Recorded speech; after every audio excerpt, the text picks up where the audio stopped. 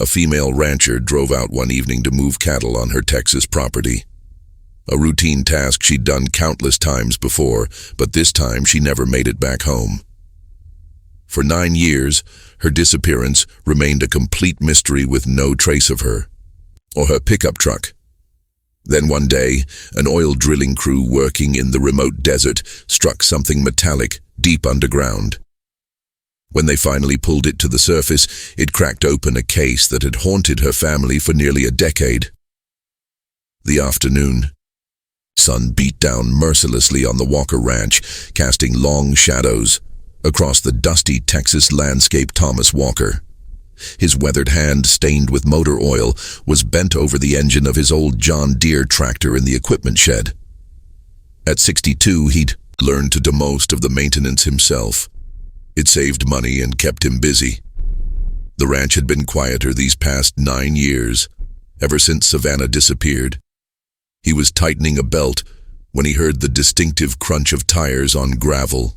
Looking up through the shed's open door, he spotted a police patrol car kicking up dust as it approached the main house. Thomas grabbed a rag from his back pocket, wiping the grease from his hands as best he could. It had been a while since law enforcement had come calling about Savannah's case. The first year they'd been here regularly. By year 3, the visits had stopped entirely. Thomas walked out to meet them, squinting against the bright alpine sun. 2 officers stepped out of the patrol caron. He recognized as Deputy Martinez, the other, a younger officer he didn't know. "Afternoon, officers," Thomas called out, still working the rag between his fingers. "What brings you out here?" Deputy Martinez removed his hat, a gesture that immediately put Thomas on edge.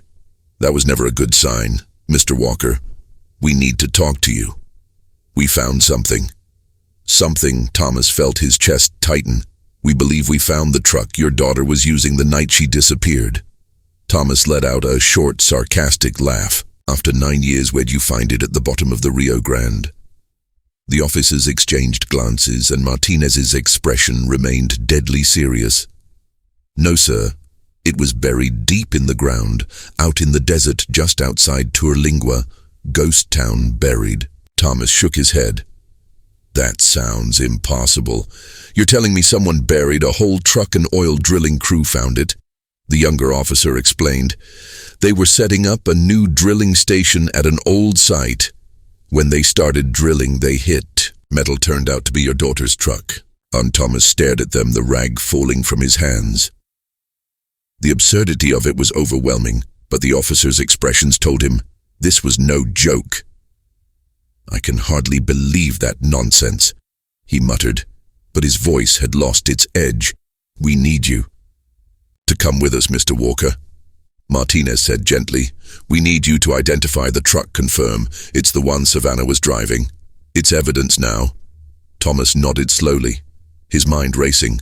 "Let me secure things here." He turned and called out to Manuel, his ranch foreman who'd been working in the nearby pasture. "Manuel, I need you to watch the place. I've got to go with these officers." Manuel jogged over, taking in the scene with concern. "Everything okay, boss? They found Savannah's truck," Thomas said quietly. "I'll be back when I can." Thomas climbed into the back of the patrol car, his mind spinning with questions. The drive to the site took approximately an hour and a half, winding through the sparse desert landscape he knew so well. As they approached Tlingua, he could see the activity from a distance. Multiple vehicles, including state police, clustered around what looked like a drilling operation. When they arrived at the desert site, Thomas was struck by the organized chaos. Authorities and oil workers had crowded the area, yellow tape sectioning off a perimeter. At the center of it all sat a pickup truck, rust-stained and covered in dirt, suspended by heavy chains from a crane. Behind it gaped a massive hole where the drilling equipment had broken. Through Thomas stepped out of the patrol car, his legs feeling unsteady on the sandy ground. A man in a suit approached Detective Rodriguez from the state police who'd worked Savannah's case in the early days. "Mr. Walker," Rodriguez extended his hand. "I'm sorry we're meeting again under these circumstances." Detective Thomas shook his hand. His eyes fixed on the truck, Rodriguez guided him toward a heavy-set man in an oil company hard hat. "This is Jim Patterson from Pierian Drilling. Jim, tell Mr. Walker what you told us." Patterson cleared his throat. "Well, sir, this location was marked in our surveys as a disused drilling site from the 1960s. When my crew arrived this morning, we noticed a large boulder sitting on top of where the old wellhead should have been. That seems strange. Usually old wells are just capped and marked, not covered with boulders." Thomas nodded, trying to focus on the man's words while his eyes kept drifting to the truck. "We moved the boulder and ran our standard ground penetration tests. But the old equipment must have interfered with our readings because we didn't detect anything unusual. Started drilling to reopen the well, and about 15 FT down, we hit something that wasn't rock or soil. The drill operator knew right away something was wrong." "So you dug it out?" Thomas asked. "Had to. Our detectors couldn't figure out what we'd hit. Took us 3 hours with the excavator to carefully uncover it. Soon as we saw it was a vehicle, we called the authorities. I mean, why would anyone dump a truck in an oil well unless they were trying to hide something?" Thomas moved closer to the truck. Despite 9 years underground, it was remarkably intact. The desert's dry conditions had preserved it better than he would have expected, though rust had claimed parts of the undercarriage and wheel wells. The front windshield was shattered where the drill had punched through. Someone dumped this here deliberately," Thomas said, his voice tight. "This isn't anywhere near Savannah's usual route. She wouldn't have driven herself near an oil well." Detective Rodriguez nodded. "We found no human remains in or around the vehicle. But yes, this appears to be a crime scene. Someone went to considerable effort to hide this truck." "Can I see what was inside?" Thomas asked. Rodriguez led him to a provisional tent set up nearby. Under the harsh light of portable lamps, a folding table displayed evidence bag. Each meticulously labeled and photographed. Thomas's breath caught as he recognized Savannah's possessions. Her leather wallet with the turquoise snap, a hair tie with strands of her dark hair still wound through it, her small silver cross necklace that had belonged to her mother. "These are hers." Thomas confirmed, his voice rough. He pointed to a multi-tool. "That's mine. I gave it to her for emergencies." His finger moved to a tire pressure gauge. "That's mine too," told her to keep it in the truck. A commotion near the site entrance drew their attention. Sheriff Clayton Ridge's SUV pulled up, dust swirling around it. The sheriff emerged, adjusting his hat. Ashley surveyed the scene. Detective Rodriguez and Thomas walked over to meet him.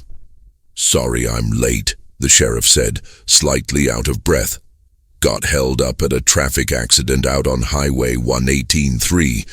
Car pileup, had to wait for the state troopers to arrive and take over.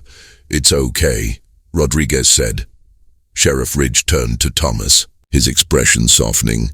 "Thomas, I'm real sorry about all this. I know we searched for 9 years, and to finally find something like this. It's good we found the truck," Thomas said carefully. "But my daughter's still missing. We don't know if she's alive or dead, if she's safe or suffering. This truck doesn't explain anything." "What about DNA samples?" Thomas asked. "Rodriguez, maybe there's something that could tell us what happened. Forensics has collected everything they could find." Rodriguez assured him, hair fibers, possible blood samples from the seats, fingerprints if any survived. "It'll take a few days at minimum to process everything at the lab."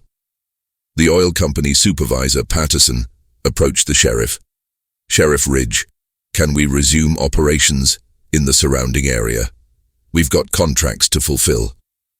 "No," the sheriff said firmly. "This is a crime scene now. I'm expanding the perimeter. We'll have an excavation team go over the nearby area, see if there's anything else buried out here." Rodriguez checked his phone. "I need to head back to the station, review the case files again. With this new evidence, I'll drive Thomas home, Sheriff," Ridge offered. "There's something I need to discuss with him anyway." Thomas looked between the two men, then nodded. He followed the sheriff to his SUV, taking one last look at the truck that had been hidden for 9 years. The drive back to the ranch was quiet. Sheriff Ridge, keeping his eyes on the road while Thomas stared out at the familiar landscape. When they pulled up to the main house, the sheriff cut the engine and turned to Thomas. Mindiff, we talk in your office. I need to go over some things with you. Thomas nodded, leading the way through the house to his small office at the back.